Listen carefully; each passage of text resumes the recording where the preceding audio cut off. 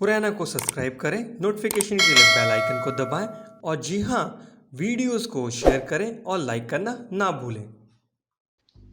माया की इस essential training में आप सभी का स्वागत है।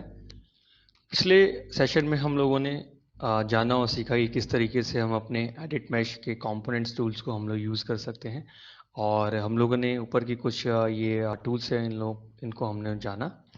और इस वाले सेशन में हम लोग कुछ और अपने इम्पोर्टेंट टूल्स को हम लोग कुछ कवर करेंगे, लाइक चैम्फर वर्टेक्स हुआ, हम लोगों का पोक हुआ, वेज हुआ, और कैसे हम लोग एज को डिलीट कर सकते हैं। तो आइए शुरू करते हैं। ये कुछ ऐसे टूल्स हैं जिनका हम लोग यूज़ करते रहते हैं। जब हम मॉडलिंग करते हैं तो हम लोग इनका टाइम टू टाइम हम लोगों के सामने ऐसी सिचुएशंस आती रहती हैं कि हमको इनको यूज़ करना पड़ता है। ठीक है, तो मैं यहाँ पे पहले तो अपने डिविजन्स लेवल ऐड कर लेता हूँ। 3 डिवीजन लेवल काफ़ी रहेंगे। तो इनमें एक बहुत इम्पॉर्टेंट है हम लोगों के पास में चैम्फर वर्टेक्स, राइट।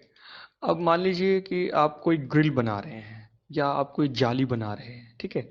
तो इस तरीके की चीज़ें बनाने के लिए आपको ये चैम्फर वर्टेक्स बहुत ज़्यादा यूज़फुल हो सकता है। इसके लिए आप लोगों को क्या करना पड़ेगा कि वर्टेक्स आपको सेलेक्ट करने हैं।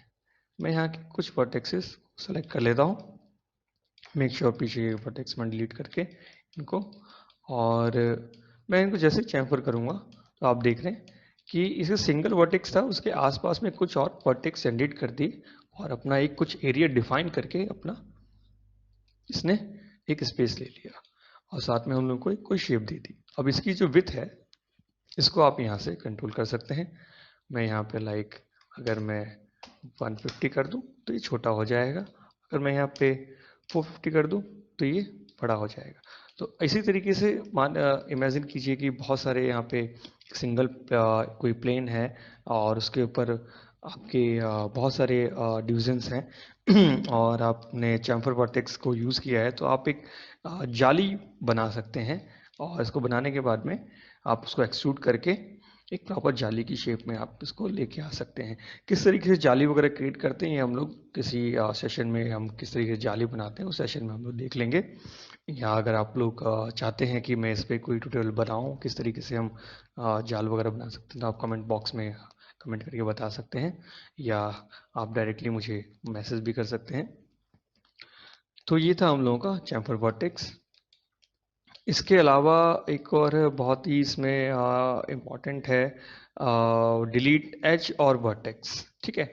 तो कोई भी वर्टेक्स और एज अगर आपको डिलीट करना है, लाइक ये एजेस तो हम लोगों के पास आ गई, कई बार सिचुएशंस होती है कि हम लोगों को एज को डिलीट करना है तो सिंपली हम सेलेक्ट करेंगे और डिलीट एज हम लोग इसको कर सकते हैं। आप एज को करेंगे, एज आपकी पूरी की पूरी वहाँ से डिलीट हो जाएगी, और आपके जो उसके बीच के वर्टेक्सेस होंगे वो वर्टेक्सेस भी आपके डिलीट हो जाएंगे। अगर आपको वर्टेक्स डिलीट करने हैं, आप वर्टेक्स भी आप डिलीट कर सकते हैं। तो जैसे ही आपने एज और वर्टेक्स दोनों डिलीट कर दिया तो वो एक पूरा का पूरा सरफेस एरिया हम लोगों का एक फेस में कन्वर्ट हो गया, क्योंकि भाई उसको कोई ना तो सपोर्टिंग एज मिल रही है, ना कोई उसको कोई वर्टेक्स उसका सपोर्टिंग मिल रहा है जो उसको जोड़कर रखेगा। ठीक है, इसके बाद में हम लोगों के पास एक फेसेस के लिए, आप फेसेस का कैटेगरी में जाएं तो हम लोगों ने डुप्लीकेट देखा, एक्सट्रैक्ट देखा हम लोगों ने, पोक और वेज। ठीक है, पोक और वेज भी बहुत ही मज़ेदार है। कई सिचुएशंस आती हैं हम जो इनको हम लोगों को यूज़ करना पड़ता है। एक मान लीजिए आपको कोई आप टाइल्स बना रहे हैं, ठीक है, और या फिर टाइल्स ही नहीं, कुछ उस तरीके की शेप बना रहे हैं, आप जान जाएंगे अभी। इसको आप मैं बताता हूँ आपको। इस तरीके से आप इनको हम सेलेक्ट करते हैं, और जैसे हम पोक करेंगे और थोड़ा सा हम इसको बाहर निकालेंगे, तो ये फेसेस के सेंटर में एक पॉइंट देता है, और वहाँ से उसका एक पिवट पॉइंट लेकर और उसकी वर्टेक्स को लेकर ये आगे की तरफ इसको पोक करता है। तो पोक करने के बाद हम लोगों को कुछ इस टाइल नुमा शेप हम लोगों को मिल जाती है। ऐसी अक्सर शेप्स आप लोगों ने बेसिकली टाइल्स में ही देखी है हम लोगों ने, या सोफे के काउच के अंदर कुछ इस तरीके के पैटर्न्स बने होते हैं। तो मल्टीपल सिचुएशंस होती हैं, मल्टीपल चीज़ें हैं जहाँ पे हम लोग पोक फीचर को अपना इस कंपोनेंट को हम लोग यूज़ कर सकते हैं। लेकिन कभी मान लीजिए फटाक से आपका कोई मॉडल आ जाए, आपको पता ही नहीं होगा कि भाई ये चीज़ कैसे बनेगी, तो उस समय पे ये बहुत यूज़फुल होने वाला हम लोगों का शॉर्टकट है। इस ये टूल से हम लोग बना सकते हैं। अब उसके बाद में यहाँ पे है वेज टूल। वेज भी हम लोगों का बहुत ही मज़ेदार है। आप लोगों ने वॉल्स में नीचे की तरफ में आर्क देखा होगा, विंडो के नीचे आर्क बना हुआ होता है, हाफ आर्क बना हुआ होता है। तो उस तरीके का अगर कोई आपको आर्क जनरेट करना है तो आप वेज टूल का हम लोग यूज़ कर सकते हैं। लेकिन वेज टूल को यूज़ करने के लिए हमें मल्टी कंपोनेंट सिलेक्शन हम लोगों को यूज़ करना पड़ता है। अगर आप चाहें कि मल्टी कैसे आप सेलेक्ट करेंगे, भाई एक बार में तो एक ही हो रहा है, लेकिन मैं यहाँ पे शिफ्ट अगर पकड़ रहा हूँ तो भाई शिफ्ट से मैं इसकी एज को सेलेक्ट नहीं कर पा रहा हूँ। तो इसलिए यहाँ पे हम लोगों को ऑप्शंस में हम लोगों को मल्टी कंपोनेंट हम लोगों को दिया हुआ होता है, जिसको आप यहाँ से टॉगल ऑन ऑफ कर सकते हैं इसका। तो मल्टी कंपोनेंट के लिए मल्टी कंपोनेंट पे क्लिक कीजिए। अभी आप वर्टेक्स, एज और फेस तीनों को आप एक साथ सेलेक्ट कर सकते हैं। तो इसके लिए वेज टूल के लिए हम लोगों को फेसेस सेलेक्ट करने पड़ते हैं और हम लोगों को एजेस सेलेक्ट करनी पड़ती हैं।